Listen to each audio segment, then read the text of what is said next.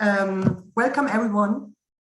My name is Elizabeth Strovic and I am chair of the Department of German at NYU. Today's event is a very special one. We are celebrating the 10th anniversary of the DAAD Chair for Contemporary Poetics at NYU, generously funded by the German Academic Exchange Service. I'm delighted to welcome Benedikt Brisch, the director of DAAD North America and of the German Center for Research and Innovation, New York, as well as Michael Tomanek, program officer of DAAD.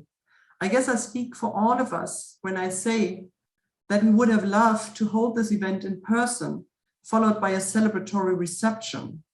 Given the pandemic, this is obviously not possible. However, we remain hopeful that we can make up for it in one of the following semesters, hopefully already this upcoming spring. Let me start by expressing our sincere thanks to DAAD and to Benedikt Brisch and Michael Tomanek in particular for their tremendous support and the wonderful partnership of the past years. The DAAD Chair for Contemporary Poetics at NYU is a unique feature of the Department of German at NYU and contributes significantly to our profile as one of the top German departments in the country.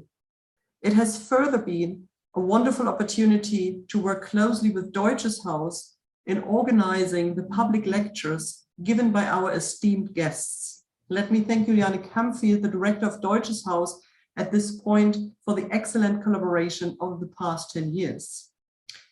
Thanks to the DAAD Chair for Contemporary Poetics, we have been able to bring in such renowned writers as Daniel Kehlmann, Emine Sevge Özdamar, Joko Tawada, Ilya Trojanov, Katja Petrovskaya, Katja Lange-Müller, Clemens Meyer, Esther Dischereit, and Anne Cotton. Now, one name is missing, and I saved it for last, as it provides the illustrious framing of the decade of the DAAD Poetics Chair at NYU, Marcel Beyer.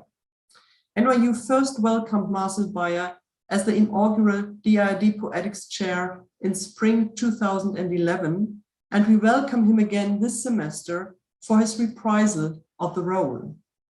When Marcel came for the first time, he co-taught a graduate course on literature on and by animals, and together with Jeffrey Eugenides participated in a literary evening in honor of the 40th anniversary of DAAD New York.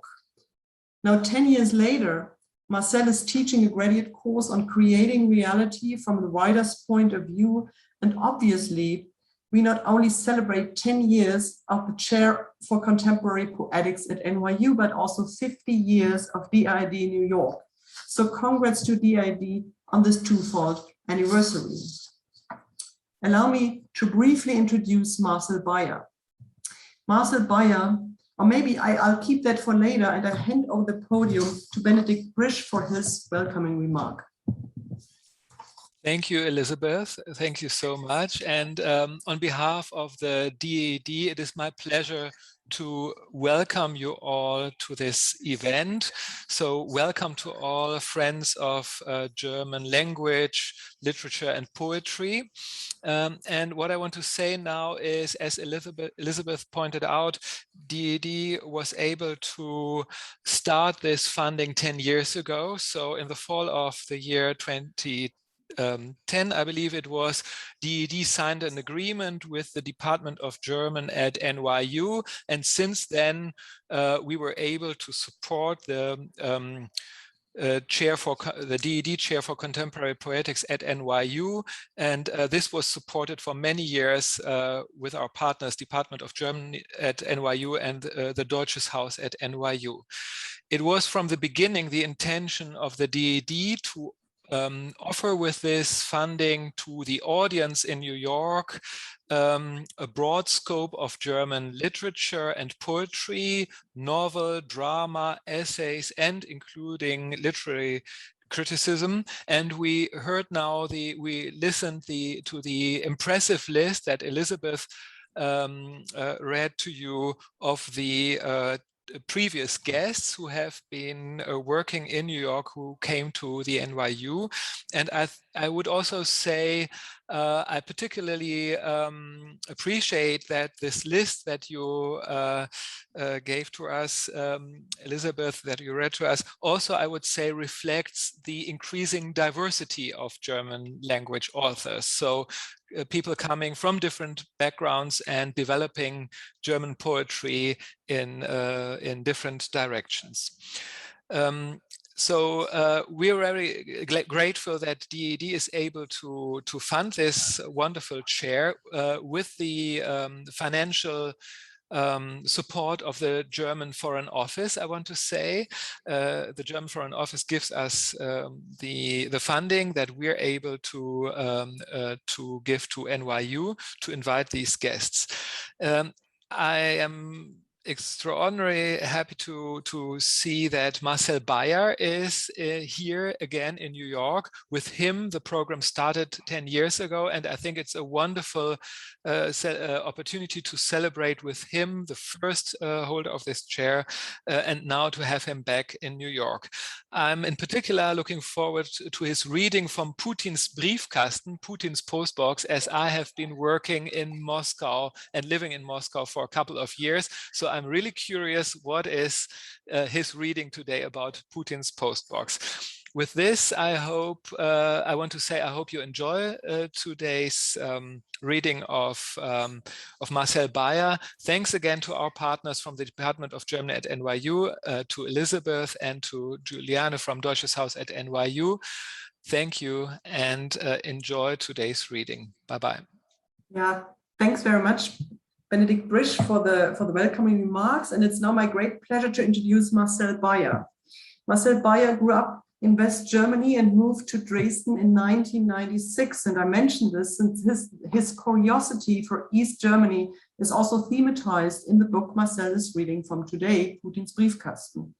Marcel Beyer's writings include novels, poetry, essays, and librettos. Most of you will be familiar with his 1995 novel Flughunde, which has so far been translated into 14 languages and made Marcel well known internationally. The New Yorker called him one of Europe's best young novelists. The title of the English translation by John Brownjohn, which was published in 1997, is the Karnow Tapes. A graphic novel of the Karnow Tapes by Uli Lust was published by the New York Review of Books in 2017. Other novels by Marcel Beyer are Spione from 2000, translated by Breon Mitchell in 2005, and Kaltenburg, published with Surkamp 2008, and translated by Alan Vance in 2012. Both translations were published in the US with Harcourt. Marcel Beyer's mastery of narrative prose is demonstrated in the 2 volumes Vergesst mich 2006 and Putins Briefkasten 2012. We will hear more about the latter today.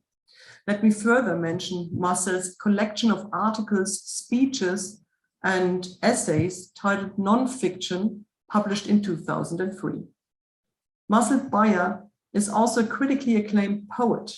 His volumes of poetry include Falsches Futter from 1997, Erdkunde 2002, Graphit 2014.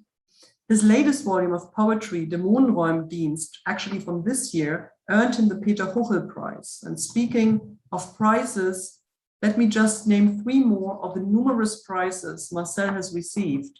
The Josef Breitbach Prize in 2008, the Kleist Prize 2014, and the Georg Brüchner Prize in 2016. The latter is the most important literary accolade for German language literature. Marcel also works as an editor. He edited collected prose in 2001 and collected poems 2004 by the great Austrian writer Friederike Mayröcker, who sadly passed away this summer. Friederike Mayröcker's work has been of important influence on Marcel's writing, who already wrote his MA thesis on Friederike Mayröcker at the University of Siegen in 1992 and worked closely with her since. Last year, Marcel Beyer also co-edited the works in 4 volumes of the poet and essayist Thomas Kling, published by Surkamp. And last but not least, Marcel Beyer is also a translator. He translated poems by Gertrude Stein and Michael Hofmann. Now, speaking of translation, let me quote a paragraph from the book Marcel is reading from tonight. In Putins Briefkasten, we find the following passage. Since the collapse of the Tower of Babel, every text needs its translator, no matter in what language it was written, and regardless of whether it ever actually translated into another language. It is translated into another language. Every single piece of literature testifies to this inherent dimension, the echo of other languages. It's even possible to translate texts back into their original language without ever having read them in a foreign language. I'm convinced of that. Now, in light of this passage, what would be a more appropriate way to discuss a literary text than reflecting on its translatability? The passage I just read is from the English translation of Putins Briefkasten, Putins Postbox, by Katy Derbyshire, to be published by V&Q Books in Berlin in 2022. I'm thrilled to welcome Katy Derbyshire, who will join us tonight from Berlin, and we acknowledge that it's fairly late there, for a conversation with Marcel Beyer on Putins Briefkasten and the forthcoming translation, Putins Postbox. Katy Derbyshire is a British-born, Berlin-based translator and writer. Among the authors she has translated are Marcel Beyer, obviously Clemens Meyer, who also was a DAAD chair for Contemporary Poetics at NYU, Christa Wolf, Heike Geisler, Olga Grasnova, and Inka Pare, to name just a few. Her translation of Bricks and Mortar by Clemens Meyer was longlisted for the 2017 Man Booker Prize and won the 2018 Strehlener Prize for translation. Katy has also served on the jury of Germany's Internationaler Literaturpreis and the International Dublin Literary Award.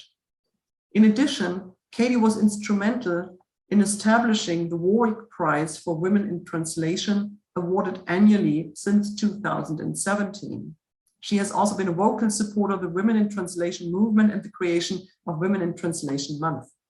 Katy co-hosts a monthly translation lab in Berlin and the bi-monthly live Dead Ladies show, which has its own podcast. Since last year, Katy Derbyshire is now publisher at V&Q Books, exporting, as the imprint says, writing from Germany to the UK and Ireland.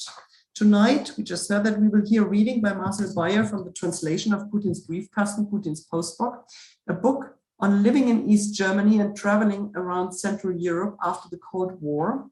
The reading is followed by a conversation with Katy Derbyshire and a Q&A. And for the Q&A, I ask you to write your questions in the chat, and I will then read them aloud.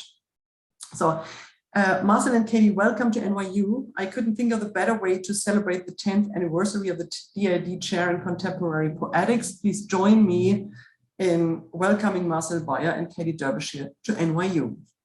And hereby I'm handing over the podium to you, to the two of you. Thank you, Elizabeth. Marcel, how should we start? How should we start? I think it's better, like we did it, not to prepare too much in advance. Well, I'm very happy to be here. I'm in my apartment here, of course, but to be here in New York and to have this conversation with you. And I think we could do what we haven't done before you started translating Putin's Postbox, to have a kind of workshop Gespräch. And so I even wouldn't start with the reading now, but maybe we should talk about the book. I have questions, you have questions, so just get on as if we were sitting together in Berlin or Dresden or wherever, and hope that the people listening and watching get some ideas out of it. Yeah. So are you going to open with a little reading? Yeah. Should I read just for the sound? Yeah. The start of Putins Briefkasten. It's just like you open a book, you don't know what's going on in this book, and you start to read. And I could read just the first page in German. Okay? Go for it. In einer mir selber nicht ganz klaren Anwandlung bin ich heute Morgen fast noch schlaftrunken ins Auto gestiegen und bis an den Stadtrand hinausgefahren, um dort einen bestimmten, ursprünglich maisgelben, mittlerweile aber moosgrünen Postbriefkasten noch einmal zu sehen, dessen Bild mir seit letztem Winter vor Augen steht. Dieser Kasten, erinnere ich mich deutlich, ist neben der Eingangstür zu einem sonst nicht weiter auffälligen Mehrfamilienhaus montiert, und es handelt sich um eines jener unschönen Modelle, wie sie im Westen vorwiegend in den 80er Jahren überall angebracht wurden, als man klare Formen für unzeitgemäß hielt und abgerundeten Ecken den Vorzug gab, die jedoch die Postkästen nicht eleganter, sondern im Gegenteil noch klobiger wirken ließen. Als ich erstmals nach dem Plattenbauriegel mit dem Postkasten suchte, hatte ich Schwierigkeiten, die Adresse zu finden. Die Hausnummer 101 auf der Radeberger Straße, die an dieser Stelle zu einem schmalen, ungepflasterten Wirtschaftsweg wird, der sich in einen Trampelpfad verliert. Die gesamte Siedlung liegt in einem Gebiet, das früher auf dem Dresdner Stadtplan vielleicht überhaupt nicht, also nur als weiße Fläche abgebildet war, weil es sich gewissermaßen um ein Stück Russland handelte und, so mein Eindruck, heute immer noch handelt. Ein Stück Russland allerdings, das auf keiner russischen Landkarte verzeichnet sein dürfte. In der Radeberger Straße 101, die einmal Julian-Machlewski-Straße hieß, im 3. Stock dieses Hauses, an dessen Fassade die Deutsche Bundespost nach 1990, möglicherweise gerade 1992, als der letzte Soldat der Gusstruppen die Stadt verließ, den mir in Erinnerung gebliebenen Briefkasten befestigt hat, wohnte während der zweiten Hälfte der 80er Jahre die Familie Putin. This goes on for 2 or 3 more pages, and I was invited by the Frankfurter Allgemeine Zeitung to write something about Russia or my experiences with Russian literature, and as they asked, let's say 10 or 12 other writers, as usually I start to think, what will the others do? Yeah. And what could I do nobody else will do? So I could have written something about Dostoevsky, for example, but I thought no, others will do that, and they will be better at that. And then I remembered, or just got the idea, I knew that Vladimir Putin lived in Dresden in the late 80s. And I thought, why should I try to remember books I read long ago? I could just try to see where he lived and to find out if there's a special atmosphere about that quarter of Dresden. And so I did that. So I took a drive, 20 minutes drive within Dresden, to find Russia within Dresden. And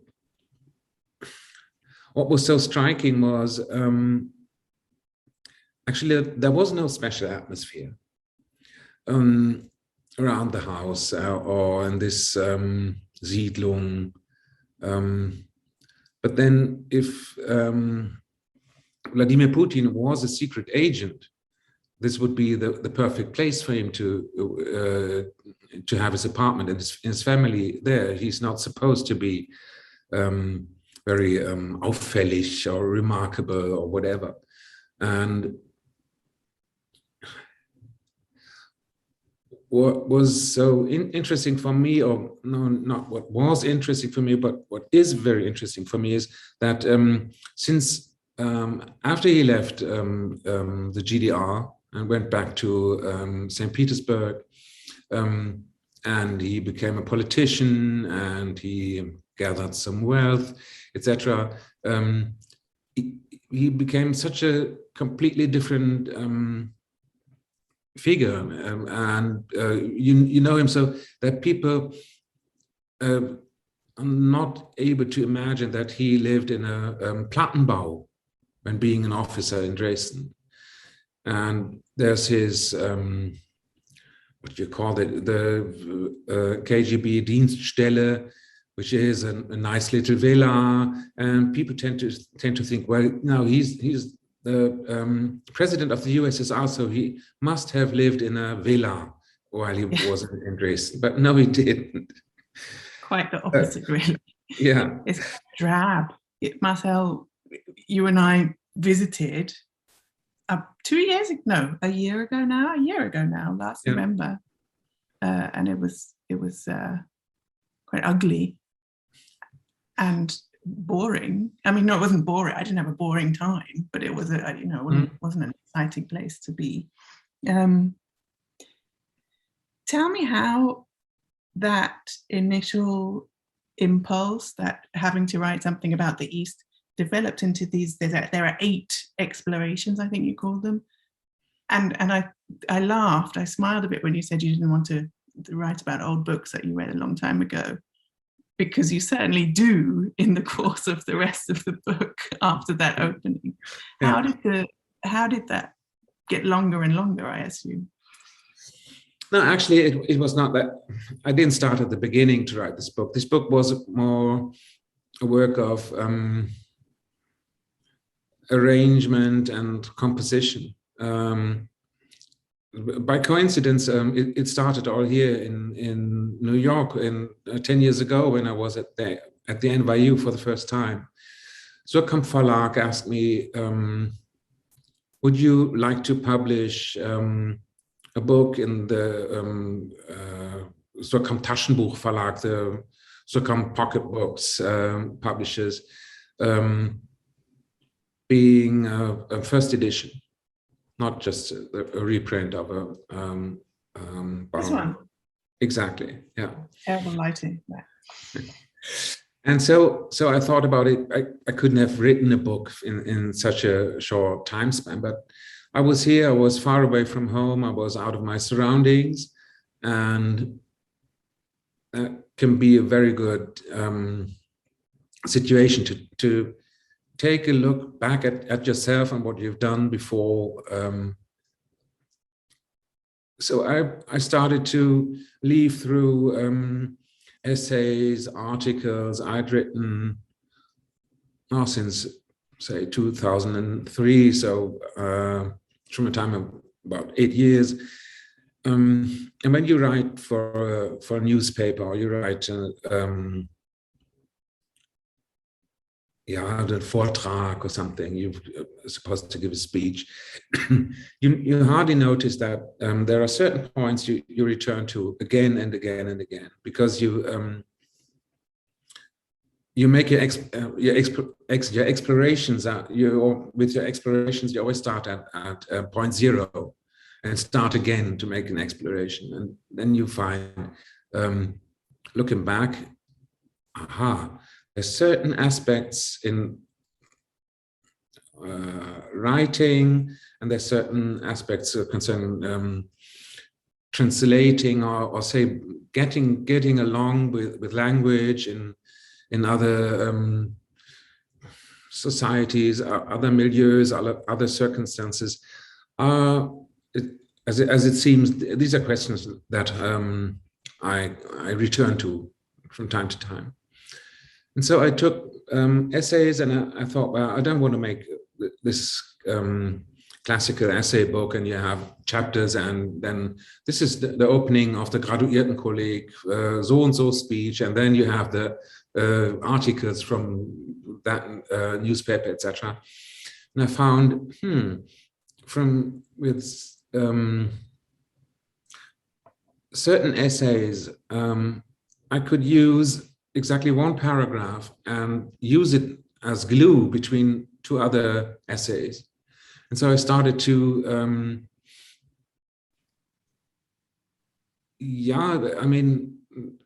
before using a computer, you would have thought of taking the scissors and cutting it all up and rearrange it. And I did that and rearranged, and in rearranging, writing started again. So from the about 200 pages, the book has about 50 pages. were written while arranging this book. And when memories turn up, you find certain connections between paragraphs or essays, etc. And then in the end, I thought, well, it would be a good start just to put the narrator into his car, let him drive, and tell us what he sees. He sees about nothing. He just sees a Plattenbauanlage. But then it's the language that makes the scenery more interesting and gives meaning to it. Yeah. So when I was first working on the translation, I think I took the essays very much at face value, and I didn't register this kind of narrative persona, this narrator that you created throughout the motion of the book. Can you explain a little bit for everybody who can't possibly read it yet because it's not available in English until April? Who is writing? Who's telling us this stuff about writers and languages and words and places? It's well, of course, this narrator resembles me, but as I create this narrator and watch him, he must be somebody different from me. It's somebody who moved to Eastern Germany just out of interest, coming from Western Germany, experiencing certain difficulties, but rather seine Neugier wird immer wieder geweckt. He keeps being curious about things. If I live in Western Germany still today and hadn't moved 25 years ago to Eastern Germany, I don't know if I would be curious still. And I need to write, I need to be curious. And I go somewhere and see things I wouldn't have expected, or often it's just a glimpse how people behave, how people look. Or yesterday we were in the Bronx, and you see, the shoes are different from the shoes people are wearing in Lower Manhattan. So I need to be curious to write, and this narrator, too, does need to be curious. But the narrator, of course, he wants to take you by the hand and show you things, and sometimes he explains more than I'd actually explain. And sometimes he takes you and just shows you something, and then you go on, and he doesn't explain anything at all. Yeah. He does. He's interested in shoes, I notice. Yes, and clothes and animals. I think you share some. I don't want to say obsessions. Do you want to read a little bit of the English? We hear that narrator as I have rendered him. This is going to be scary for me.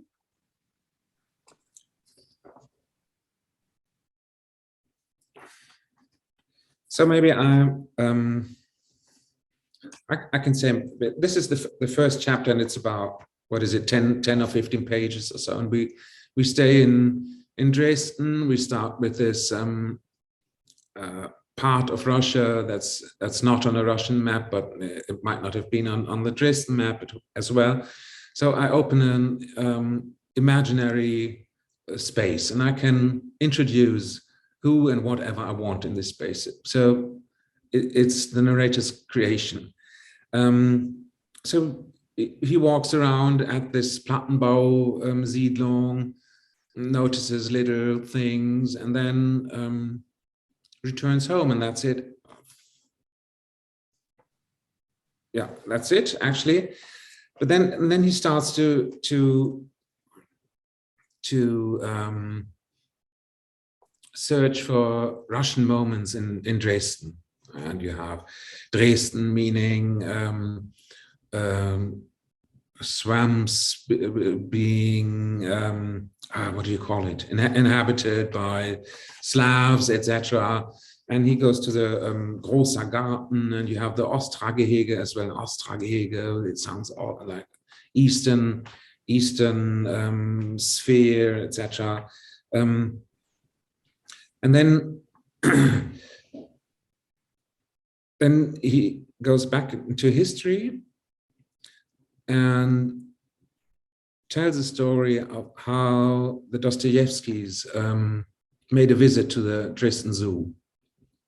And maybe I can read this. Actually, my vocabulary is not as large as yours, so I may stumble. Yes, my writing is much more monotonous. No, that is not true. Let me very quickly interject and say, this translation really stretched my vocabulary because I had to find words that I wouldn't use myself. I'm sure you may be talking about the word leonine, yes, which comes up in a minute. But no, I really enjoyed that, actually, reaching for slightly more obscure words. And I disagree. Perhaps your German vocabulary is wider than my German vocabulary, and the same vice versa in English. Yeah. But actually, only in writing. Good. Yeah. Yeah. Okay. In 1867, when the Dostoevsky are subjected to a staging of wildness on a visit to the Dresden Zoo that far exceeds what you might expect for the entrance fee. As his wife noted in her diary, Dostoevsky seeks eye contact with a one-eyed male beast in the lion house, stares it in the eye, and is in turn stared back at by the lion, stands up to the lion's glare without batting an eyelid, and forces the mighty creature through this play of the eyes to express its wildness. The lion begins to roar wildly, yet Dostoevsky's leonine glare stands up. The lion roars and roars until the lionesses add their growls to the choir, whereupon all present are mightily impressed, the lion family just as much as the wife and Dostoevsky himself. The expressive Russian writer has stared into the African lion's soul, forcing it without a word, not a single Russian word, to externalize its interior, to break out in leonine expression. But what are we really dealing with in this story told by Hans Blumenberg in his Lions book? Is it praise for a husband, perhaps unmighty in everyday life, but certainly mighty on a visit to the zoo? Praise for the wordless understanding between man and beast, of which only an extremely sensitive mind is capable? Or praise for the Russian language, which proves mighty even when it isn't spoken at all? No, I believe the visit to the Dresden Zoo described in Anna Dostoevsky's diary bears the traces of an experience that can be read through another writer's observation, noted almost 100 years later.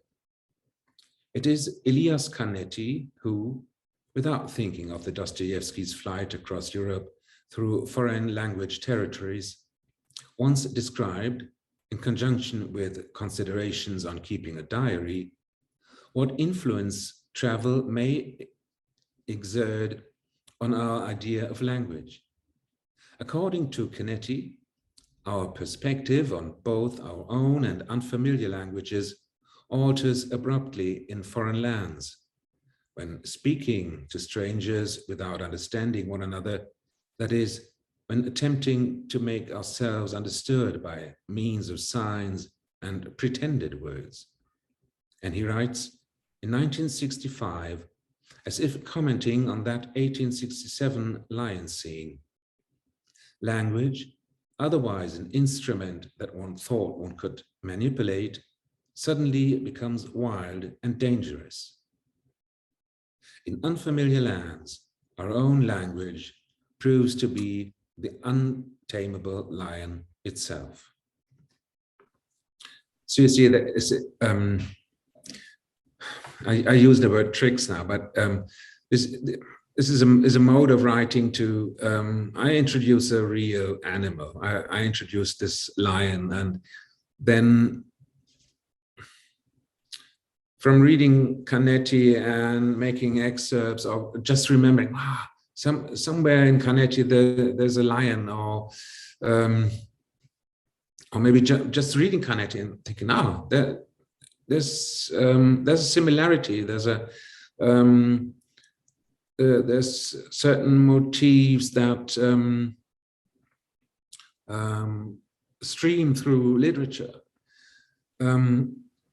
I can take the real lion of the Dresden Zoo and connect him to Canetti's idea of language as a wild beast you cannot tame. So the question would be, I mean, as a translator, you have to tame it somehow, don't you?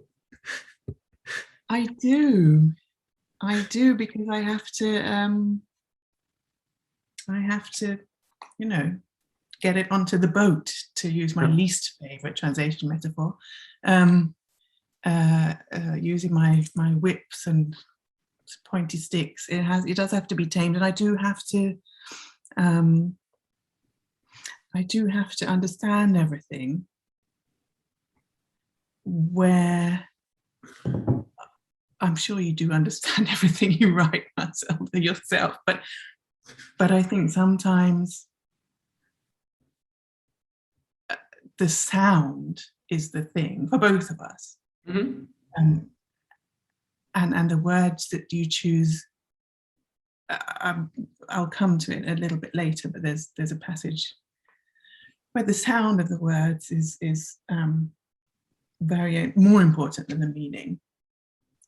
And yet I need to, I suppose, understand the meaning and hear the sound and weigh up which is more important to me in my reading of your work. Yeah. And I suppose that would be my taming, yeah. So you rather, no, that's, I just, you see, I wanted to translate something that came to my mind in German, and I wanted to translate it into English, and then I thought it wouldn't, it might not even work. Ich wollte sagen, eigentlich versuchst du mit diesem Löwen ins Gespräch zu kommen. Du versuchst eigentlich, you try to do what Dostoevsky did. You try to communicate with this lion, if it's the language. And as Canetti puts it, you don't even have to understand the words, but you notice that you communicate without, with an animal. I have the feeling I communicate without semantics, but it's gestures, and there you are with the sound, and so somehow you in translating, you somehow communicate with the text you translate. Yeah, that would be my image, rather than übersetzen from one language to another, because languages are different, and translating would be no fun if you could do it. Take every word and translate it into another word. You yes, wouldn't. I agree. So you wouldn't do this job, and you wouldn't take this hardship upon you. Yeah, I mean, otherwise the artificial intelligence would be much better than it is at doing the job. Yeah. I have to also, I think, have an emotional response. Yes, like in a conversation, to a text to translate it well, and a positive one at that. I mean, I do have to earn money, so I do occasionally do translations that I like the writing less. It's usually just short thing, and I know that they don't come out as well in the end when I don't admire the writing. So for me, I suppose there's also an element of that admiration, because I am recreating, I'm copying, to some extent there's a little bit of pastiche going on. So it helps, I think, the quality of my work when I genuinely admire the writing, and I think that's what's happened here. I hope that it's an excellent translation because it was difficult.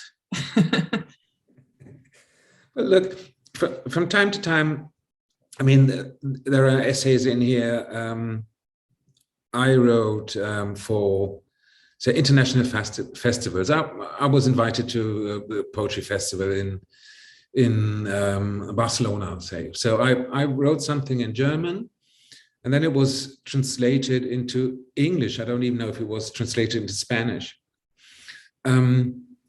So several essays I cut up for this book were written being aware that they might not be read in the language I wrote, they were written in, but just through translations. So for me, while writing, I have translators in mind, or translation in mind, and sometimes I try to make or to give those translating these texts a joyful time, actually, giving them some false friends, or some Nüsse, die man knacken kann, or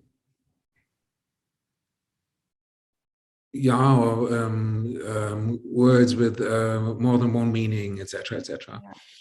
But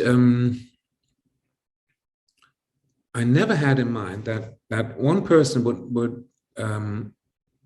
would translate all of this, and I have no idea how you have done that. It was very intense, Marcel. Let me come back to that, because it's a little bit late at night and I've forgotten the name of the who's Tim, who translates from Italian to English, and he has about international literature becoming increasingly bland, because he says writers work with the awareness in mind that they will be translated, so they want to make things easier. So I am thrilled to hear, which is not a theory I subscribe to, I'm thrilled to hear that you do the exact opposite, and I hope that it kind of brings, well, it certainly has brought my translation further and has tested me, and I think every translation, probably the same as every book you write, every translation I write, I think makes me a better translator. Can I leap in and read that little passage here before we run out of time? Are we switching to the bees now? Yeah, let's switch to the bees. So look, so let me just say that. So here's another situation. You can watch bees as a English mother speaker, or as a German mother speaker, or people all around the world watch bees or keep bees, etc. And we know that they have their language. So it's actually, we are on another meta level now. I read a book about beekeeping. I wrote about this book. And you translated this text. I wrote about this book about beekeeping, and beekeeping meaning trying to learn the language of the bees somehow. But this is a text I would have never thought would be translated or translatable, because like with hunting, you have certain levels of language that go back very, very far in the German Sprachgeschichte. Okay. Yeah, I agree. I didn't think it was translatable either. I had to say, this is, I think, the 6th chapter, and I didn't do it until the end. Okay, I'll read a little bit from the middle. It's about a book by Lieselotte Gettert, and it's called My Bee Year. Would you give me the page, please? In the manuscript, it's page 122. Okay. Are you going to flick through? Okay. Little by little, we acquire this vocabulary in My Bee Year, following descriptions that seem familiar in part, introduced as new necessary movements in a respective month, and thus bringing us into contact with words unknown. That is far better than combing through a glossary of apiculture. For instance, the alphabetical order fails to reveal how the individual steps interlock, how and where human and bee meet, or how the words interact. The meaning of a word is its use at the apiary. Practical, clear, and yet of shimmering darkness. At times, shuffling the elements within a composite suffices to open up a previously unknown world. No one will confuse a tree hive with a hive tree. The latter is a natural bee home. The former used to be man-made, based on nature. Words that, but it cannot be this way, seem to change their meaning depending on the context. Words for which I try to guess the meaning along aural recollections. Nurse colony, breeder colony, honey colony, house colony. I learned to separate the brood chamber from the honey chamber. But how exactly does the escape chamber differ from the drum chamber? Does the word's meaning start buzzing here? Are there, contrary to expectations, synonyms in beekeeping language, though its poetic rigor seems to me to be immune to the misunderstanding that terms can be interchangeable? Prime swarm and after swarm, virgin queen swarm and hunger swarm, natural swarm and artificial swarm. A swarm is taken, a super put on. If the drone battle does not take place in August and no dead males are found around the entrance, Gettert takes this as a sign that a colony still wants a supersedure, a process over which the colony must decide. The beekeeper should not intervene. I, however, am unsettled by this queen supersedure. I see myself seeking a queen cup for signs of queen-rightness. Language acquisition is almost automatically stimulated when dealing with bees. Work is going well at the solar wax extractor. I watch a colony being taken in a skep where plenty of fanning is going on, of course. As a reader, I make involuntary bibliographies of unwritten books. Swarm prevention, the bee breeder's basket, recollections from the honey house, queen mating stations then and now, brood of laying workers, or experiences with Carnolian drone-laying queens. I want to read every one of them. And there goes my capping scratcher along the bottom board. Magic, pheromones. Reading beekeeping language immediately prompts verbal comb building.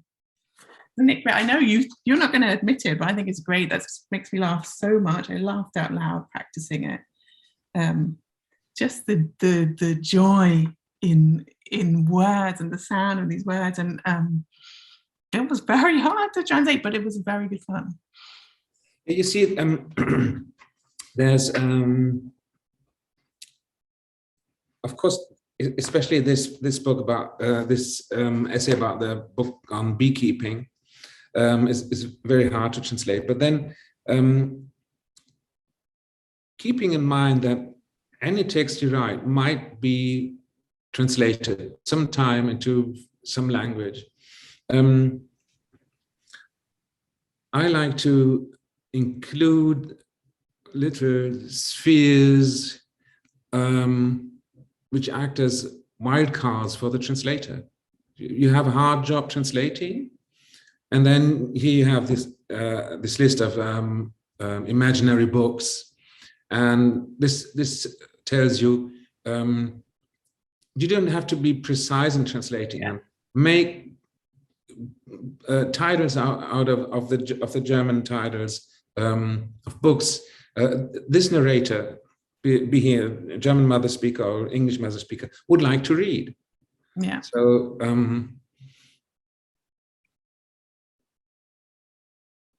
translators are writers too, and yeah. I feel like a little bit of myself has flowed into this English narrator, because I would love to read experiences with Carnolian drone-laying queens, you know. You invented this book, so yes, of course. Yeah, I mean, you are a part of this translator, and maybe this translator is not one entity, because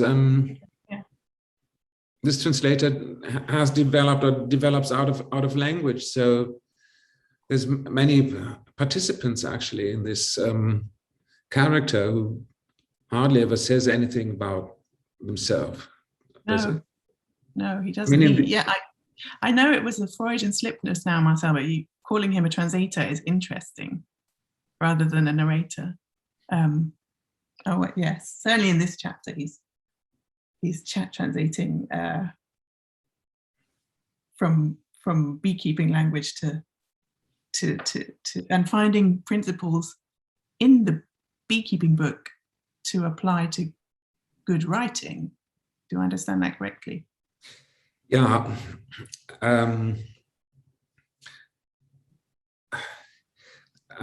I started to write this essay after being invited to contribute to a book.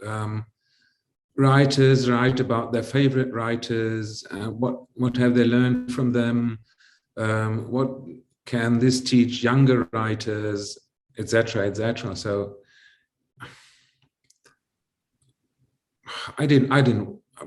It was a nice invitation, but I didn't want to take part in this project. I write about my favorite writers for 30 or more years. I do that anyway, and rather than writing about them, I like to write with them, to use what I learned from reading them and apply this knowledge.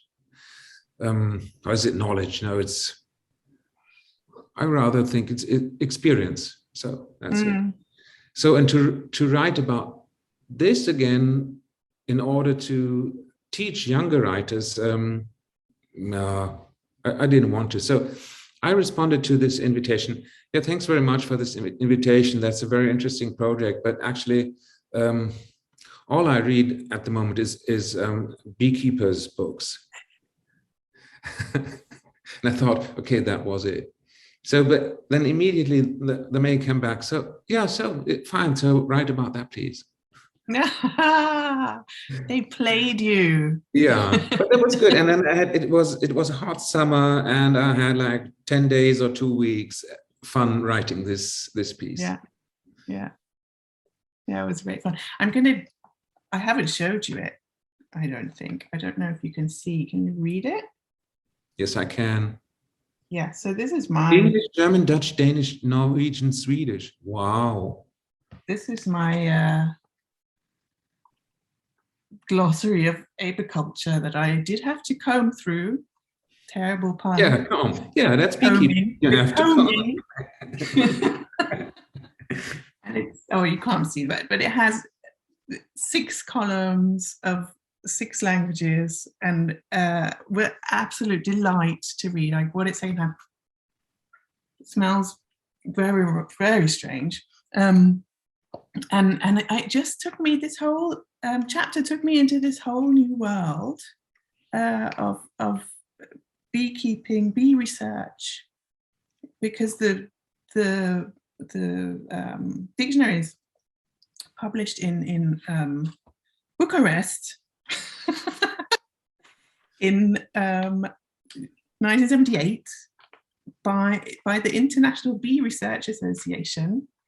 And the general editor is this woman called Eva Crane. And then I kind of followed her trail.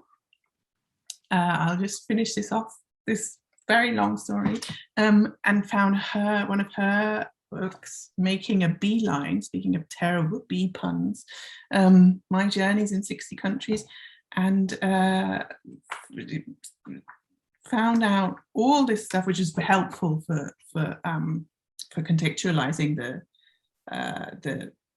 essay itself, but for contextualizing the terms and the terminology and the idea of the book that you write about, but also absolutely fascinating. And I'm not sure if the podcast is out yet. I should have checked this earlier. But anyway, so I made a whole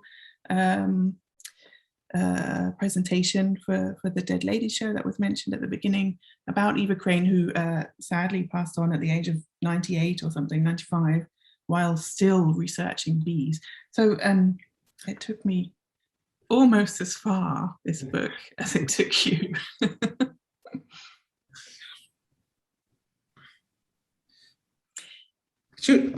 Let's do something. Should we read one short paragraph in German and in English from this bee text? We've only got 3 minutes left. 3 minutes? You read a little bit in German because you heard a little bit in English.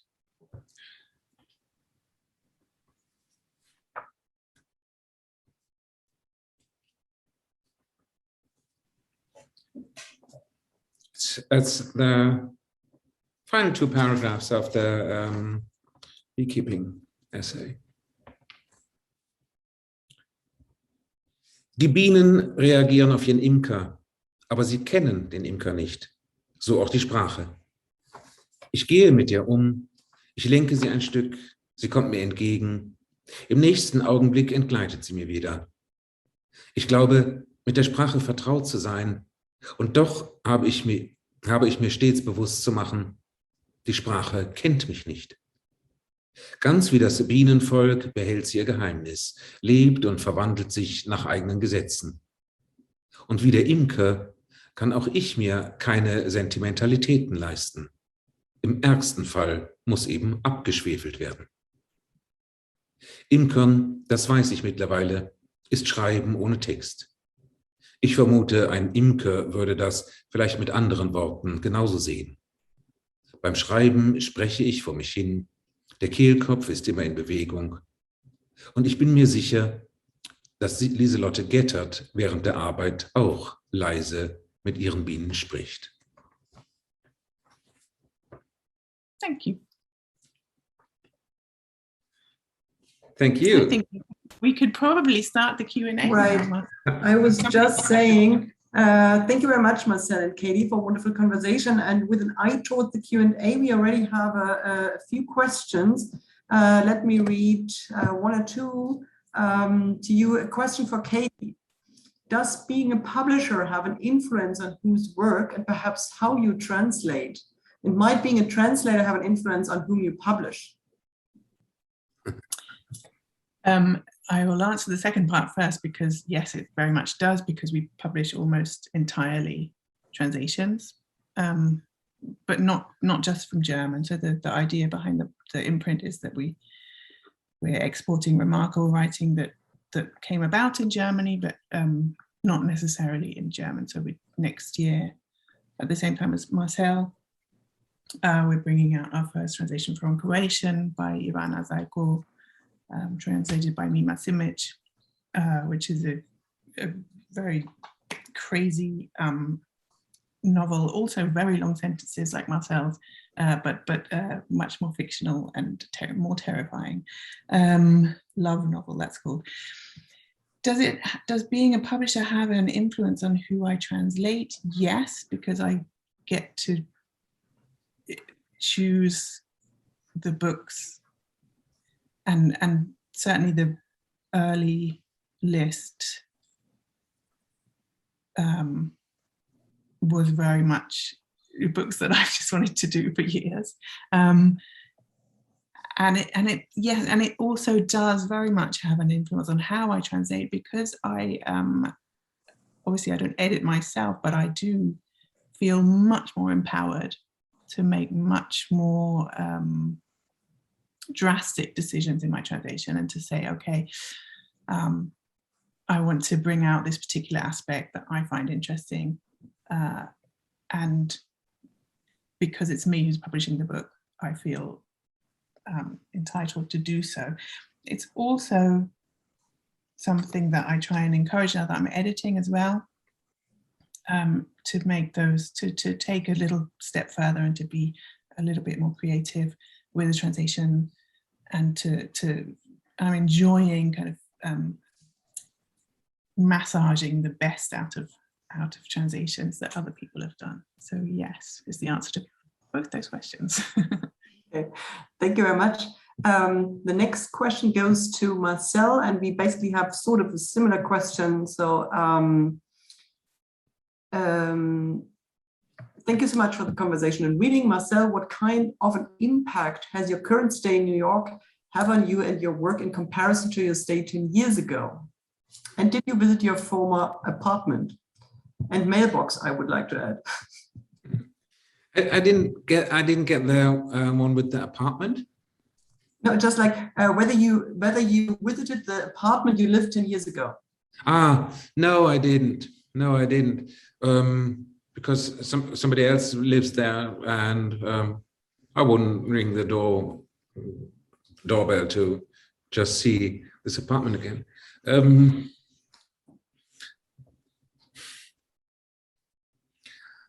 It's hard to say how will this stay in New York affect my writing in 5 years or so. I don't know.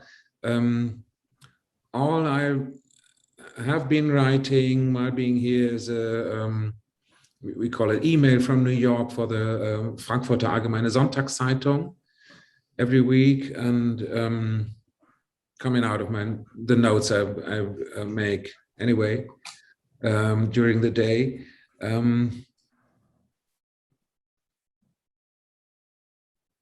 And to compare that to the situation 10 years ago, no, it's the good thing is, it's a different thing. I mean, I'm not in a German-speaking surrounding here, so if I leave the house, I'm in a different speaking surrounding. So there's no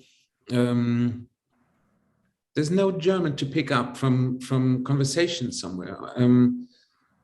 There are no tourists in Manhattan at the moment, or they are coming slowly. And if you hear something in your mother language, it sticks out. There was at the supermarket. It was a very sunny morning, and a woman fed her dogs milk bones or Wurst or whatever. And she asked, hat es geschmeckt?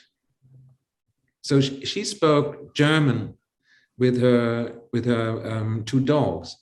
And that was the first time I heard German on the street during this day. And well, I still remember it. And maybe someday in an essay or in a scene I write, this woman will reappear. But at the moment, it's just good to be here and to so Eindrücke einsaugen, Eindrücke einsaugen, Eindrücke einsaugen. Just soaking up impressions, Marcel. Yeah, really. Yeah, and just keep on walking. As we take long walks, and we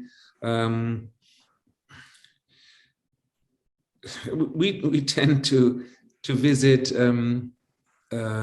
sites not noteworthy, but they're often very interesting. You never see other visitors there, and somehow you create your own imaginary atmosphere in going there. I don't know what's going on there. I don't know how the people live. I don't know how they experience the atmosphere of their surroundings. But me as a visitor, and often being an intruder,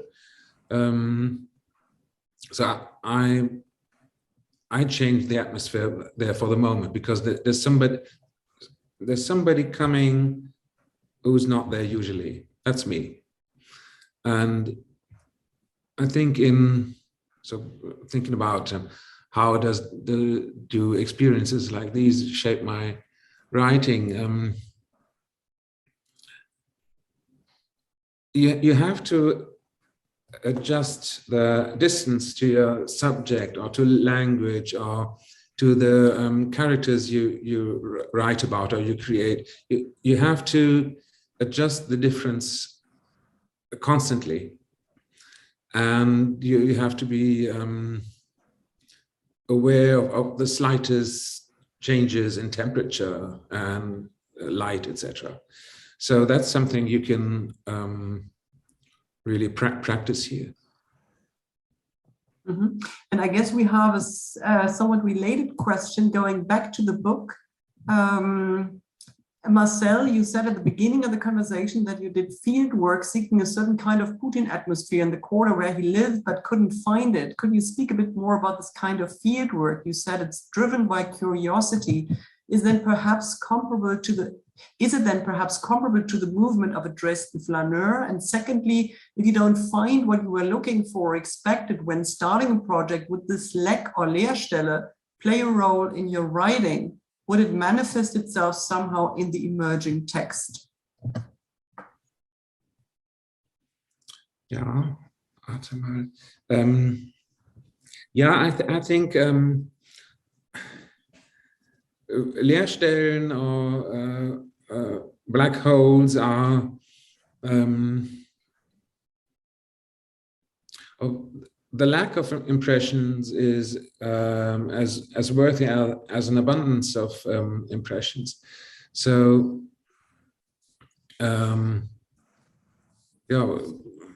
both situations can be useful for writing. I just versuche mal mir vorzustellen, what did I expect to see visiting the Plattenbau Vladimir Putin lived in. I didn't expect much, and there wasn't much, but then I'm a writer, and writing is my my way of dealing with the world, and so I wouldn't say I can make something out of nothing, but I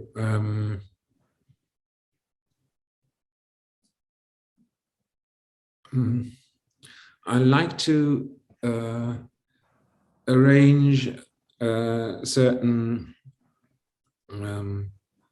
observations or to make observations even where there are no observations to be made, because this doesn't have to do very much with the outside world, but with your own way of perceiving. But then the first question was something else. I didn't answer that. Basically, how you would do the field work. I guess you rather described it with respect to New York, right? So Le Flaneur. Right? Yeah, field work. Yeah. Field work is. I'm not a ich bin kein Ethnologe. I'm not a zoologist, etc. It's field work is much too much. Yes, flaneur would be it. Yeah. But actually, maybe I'm a flaneur in places where you're not supposed to flaneer.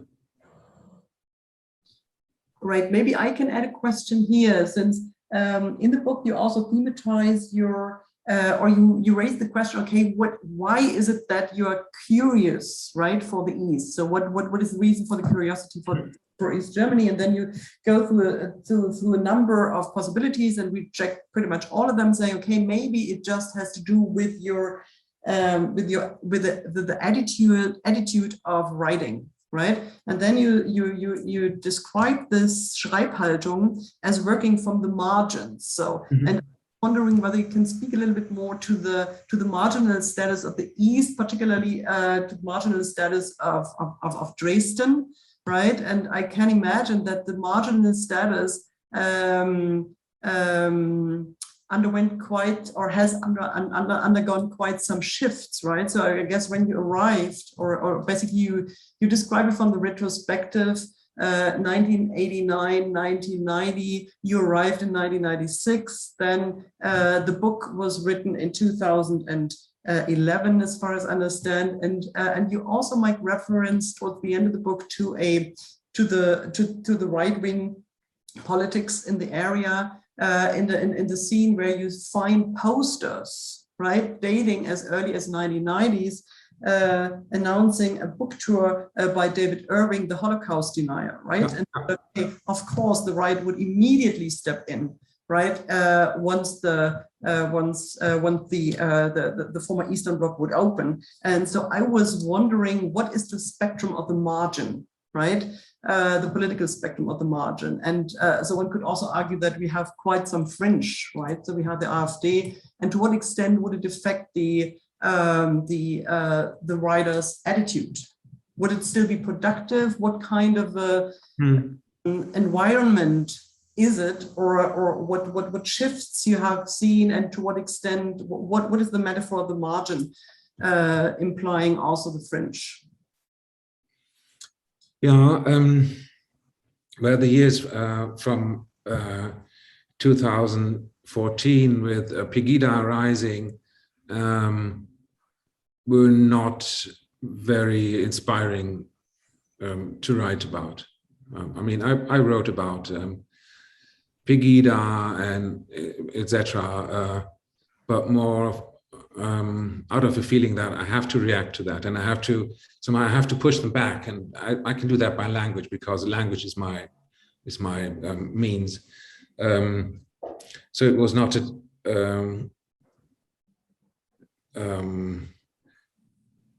joyous exploration of how does Pegida work, or how does the AfD, the Alternative für Deutschland, work, but a necessity rather. So it's such a sad time. I mean, apart from all the political change in the East, but the East being just a concept. It's, I mean, the farther east you go, the people will tell you, well, the East is, you have to go farther than you'll be in the East. Apart from the political change, I have the feeling in making those little excursions, just getting on the car and then driving around for some hours are not inspiring anymore. Somehow,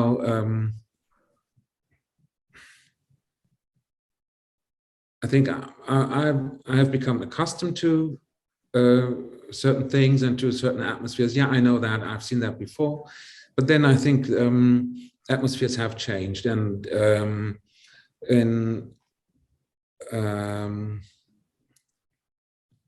in a way,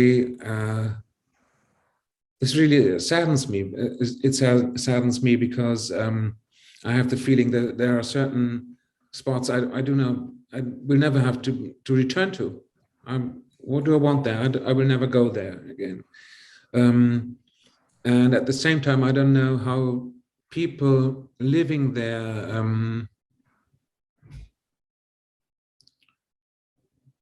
can live there without feeling joy and without working on the Lebensqualität. I mean, they keep each other in fear, rather, and there's people in a way happy to create a bad mood, but that's not what I was looking out for when I explored Eastern territories and tried to meet people, etc. And it's sad for those people who are not interested in creating bad moods, who still live there and cannot leave and don't want to leave. And I mean, there's friends of ours asking my wife and me, well, why don't you leave Dresden if it's such a hard place to be at? It's not always, and we have our friends, etc., etc. But then I say, well, yeah, if we go and if we all go, that's a kind of that's a Niederlage. Das ist der Sieg der anderen. And you cannot do that. But still, I'm not sure if I can draw inspiration from this situation. And so, yes, I am on the margin, but at the moment, or for the last few years, this is not very inspiring. Sometimes I'd rather be in the center of something or in the middle, but then on the other hand, I fear I would lose the contact or the ich würde den Blick verlieren eigentlich für diese Ränder, where politics is something completely different in the Erzgebirge than it is in Berlin or in Hamburg, etc. So we all use the same terms, but mean completely different things. And I still want to be aware of this, that we use we use the same vocabulary, but mean completely different things. And of course, this has to do with different historic developments throughout the 20th century. So maybe now with COVID,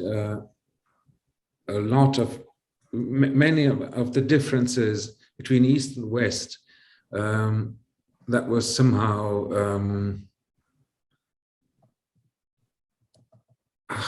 die einfach nicht so richtig beachtet wurden, or they were not explored actually throughout the last 30 years, and everybody was like, oh yeah, reunification is there and it has to work, and we have to reach out our hands to our brothers in the East or the West, etc., etc. We all see that through the last 10 years, maybe, that it was a very short time span, maybe 20 years, and we thought this would work. I mean, in Putin's Postbox, I visit certain places. I don't know if I wanted to visit them under the current conditions there. And that saddens me, actually. Mm-hmm, mm-hmm. Thanks. A question to both of you regarding the translation process. I'm wondering how the outline translation theory is put into practice between you. In a nutshell, who has the last word? Does the author authorize the translation? How do you deal with productive misunderstandings? For example, when an ambiguity, perhaps not originally intended or seen by the author, translates itself into the text. I have the last. That's the first word. I have the first word and the last word. No, I mean, I have read translation theory to some extent. I don't consciously use it in my practice. What I have taken from it, and I think also from my practice, is that I have the last word. What I do think is very important is to establish a relationship of trust with the writer, because I am recreating their work for them, and they need to trust me to do that well. There are cases when the writer gets to approve a translation. We haven't done that, Marcel. It's already gone to print. So. How do you see it, Marcel? Well, I write a book and somebody else writes it again in another language. So how could I interfere? I mean, we should say from the start, let's translate this together. But as my idea is that you plunge into a book, reading it and liking it that much that you want to translate it. It's your book. You have made it your book. And whenever in the process of translating, whenever there are problems or you have questions or somehow it doesn't flow anymore, I'm always open to answer questions, and sometimes it's, oh no, you thought too much. This is just a typo. Yeah, So, yeah, might happen. Yeah. So I like to comment. I like to shed a light on certain aspects, etc. But otherwise, I mean, what should I do in interfering? I couldn't even imagine a writer rewriting a translation. I mean, that would be horrible, wouldn't it?